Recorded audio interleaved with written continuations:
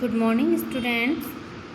जो मैंने कल आपको वीडियो भेजा था उसमें हमने पढ़ा था एसएस में प्राकृतिक आपदाएं।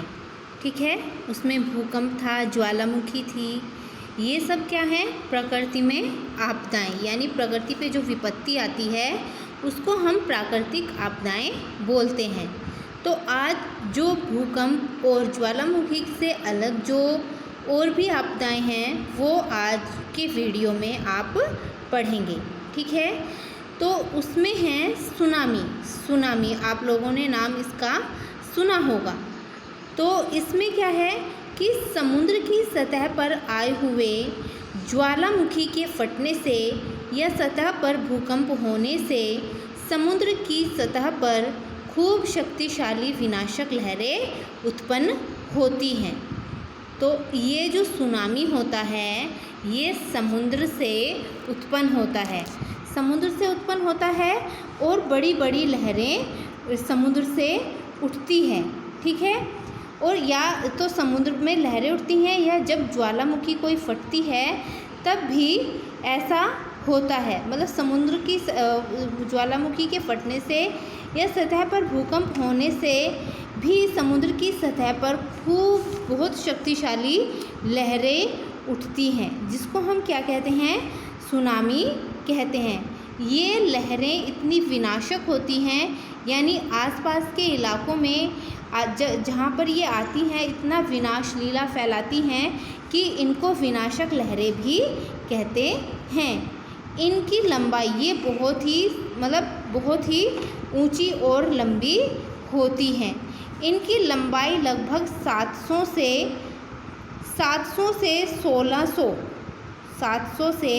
1600 किलोमीटर जितनी होती है।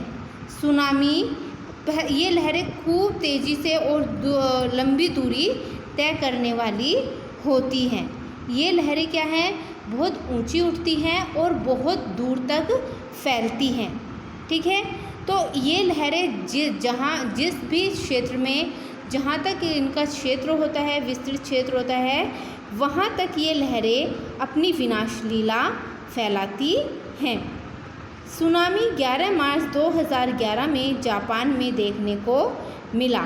ये लहरें चक्रवात या झंझावात से बड़ी और शक्तिशाली लहरें उत्पन्न होती हैं। ये लहरें जब समुद्र किनारे पहुँचती हैं तब अधिक नुकसान पहुँचाती हैं। इन लहरों को प्रलयकारी लहरें भी कहते हैं। क्यों कहते हैं प्रलयकारी लहरें? क्योंकि ये जहाँ भी जाती हैं, जिस भी क्षेत्र में जाती हैं, वहाँ पर ये बहुत विनाश करती हैं। समुद्र में से ये लहरें उछलती, ऐसा लगता है जैसे समुद्र में से पानी की लहरें उछल रही हों या इनका उद्भव हो रहा हो, ये उत्पन्न हो रही हों, ऐसा देखने को लगता है। लेकिन क्या होता है कि ये लहरें भूकंप के कारण या चक्रवात के कारण या ज्वालामुखी फटने के कारण समुद्र से उत्पन्न होती हैं और हजारों किलोमीटर तक फैल जाती हैं। तब ये समुद्र के किनारे पहुंचती हैं जब ये अपनी ज़्यादा विनाश लीला पहुंचाती हैं। जब समुद्र के किनारे, ये समुद्र में बीच में से उठती हैं और जब ये लहरें समुद्र के किनारे पर पहुंचती हैं तब ये अधिक नुकसान पहुंचाती हैं। क्यों? क्योंकि समुद्र के किनारे पे क्या होता है? पेड़ पौधे होते हैं, समुद्र का बांध एक तरह से बना होता है, लोग रहते हैं समुद्र के किनारे पर, कई गांव भी बसे होते हैं। तो इससे जो लहरें उत्पन्न होती हैं वो समुद्र के किनारे आसपास की जगहों को बहुत ही विध्वंस कर देती हैं। कभी कभी तो ऐसा होता है कि किनारे ये ऊंचे स्थान पर इतनी बड़ी चट्टानें या हिमशिला अचानक समुद्र में टूट पड़ती है। ये लहरें इतनी शक्तिशाली होती हैं कि ये किसी भी चट्टान को, किसी भी पहाड़ को तोड़ सकती हैं। और उससे क्या होता है कि जब उनका मलबा समुद्र में गिरता है तो उससे और भी ज़्यादा और भी भयंकर प्रलयकारी लहरें उत्पन्न होती हैं। ठीक है बच्चों, तो इसमें प्राकृतिक आपदा में एक है सुनामी, उसके बाद है बाढ़ जो जिसको इंग्लिश में हम कहते हैं फ्लोड। क्या कहते हैं? फ्लोड। तो नदी में एकाएक तेज़ी से आने वाले पानी के प्रवाह को बाढ़ कहते हैं। यानी नदी का जल स्तर जब बढ़ जाता है, जब उसका मतलब सामान्य से अधिक हो जाता है पानी का स्तर, तो उसको हम बाढ़ कहते हैं। जैसे कि आजकल भी आप लोग देख रहे हैं कि बिहार में कितनी बाढ़ आई हुई है, लोग बाढ़ में घर से बेघर हो जाते हैं। तो बाढ़ आने के कितने कारण हैं? बाढ़ आने के 2 कारण हैं। वर्षा ऋतु में यदि नदी ऊंचाई वाले क्षेत्र में अधिक बरसात हो तो, और दूसरा है किसी नदी पर बना हुआ बांध टूट जाए तो नदी किनारे और निचले तटीय भाग में बाढ़ आती है। वर्षा ऋतु में क्या होता है कि जैसे कि अब आजकल बारिश का मौसम चल रहा है, तो उसमें क्या होता है कि कई जगहों पर बारिश इतनी भारी मात्रा में होती है कि वहाँ का जो नदियों का जो जल स्तर है वो सामान्य से अधिक हो जाता है, बढ़ जाता है।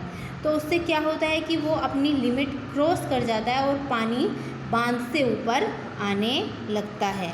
एक कारण तो ये है कि बारिश के कारण, बारिश यदि पहले से ही नदियों में जल होता है और बारिश हो जाती है तो और भी जल उसमें भर जाता है, और वो फिर क्या होता है कि जो आसपास के गांव होते हैं उनको वो पानी वहाँ उस नदी में समा नहीं पाता और वो पानी निकलने लगता है, जिससे आसपास के गांव में बाढ़ आ जाती है। और दूसरा कारण है कि किसी नदी पर बना हुआ बांध, जैसे कि बहुत सारे, जैसे कि आप लोगों ने अभी देखा है कि 263 समथिंग कुछ पैसों से बना हुआ, रुपयों से बना हुआ एक बांध टूट गया अभी बिहार में। तो उससे क्या हुआ कि वो नदी अपना जो उसका पानी संभालने का संतुलन जो होता है वो खो देती है। जैसे कि किसी नदी का बांध अगर टूट जाता है, ब्रिज अगर टूट जाता है, तो पानी वो फैल जाता है और उससे भी आसपास के गांव में निचले भाग में मतलब बाढ़ की स्थिति उत्पन्न हो जाती है। ठीक है। अकाल क्या है? बरसात न होने, भोजन पानी की समस्या उत्पन्न हो जाती है और ज़मीन में पानी सूख जाने की प्रक्रिया को अनावृष्टि या अकाल कहते हैं। अकाल यानी बरसात ना होना, जिससे अगर बरसात नहीं होगी तो फसलें नहीं उगेंगी तो इस दुनिया में खाने पीने की समस्या उत्पन्न हो जाएगी, और खाने पीने की समस्या उत्पन्न हो जाएगी तो क्या होगा? लोग भूखमरी के कारण मरने लगेंगे। यदि ऐसा होता है तो उस स्थिति को हम अकाल या अनावृष्टि कहते हैं। लगातार 2 वर्षों तक बरसात ना हो या बरसात कम मात्रा में हो तब अकाल की स्थिति उत्पन्न होती है। जैसे कि पहले अकाल होता था, कहीं पर तो अभी भी ऐसा होता है, लेकिन यदि 2 वर्ष तक बरसात नहीं होती या कम मात्रा में होती है तब भी अकाल की स्थिति उत्पन्न हो जाती है, क्योंकि फसलों को प्रॉपर पानी नहीं मिल पाता। तो फसलें किससे उगती हैं? पानी से उगती हैं। पानी के ऊपर तो सारा जीवन हमारा आधारित है। यदि पानी नहीं होगा तो उससे क्या हो जाएगा? हमारा जीवन चक्र एक तरह से स्थिर हो जाएगा। ठीक है। तो पानी या बरसात होना भी आवश्यक है। अगर बरसात नहीं होगी, यदि 2 साल तक बरसात नहीं होती है तो उससे क्या होता है कि अकाल की स्थिति उत्पन्न हो जाती है। आंधी और तूफान, जैसा कि आप लोग ये आंधी और तूफान ये सबसे आप लोग जानते हो। पर इनको क्या कहा जाता है? प्राकृतिक आपदाएं कहा जाता है। तूफान मचाने वाली हवाओं को सामान्य अर्थ में आंधी कहते हैं। इसे चक्रवात भी कहते हैं। चक्रवात इसे जब कहते हैं जब हवा या आंधी विकराल रूप धारण कर ले, यानी भयंकर रूप में जब चले तो उसको हम चक्रवात कह सकते हैं।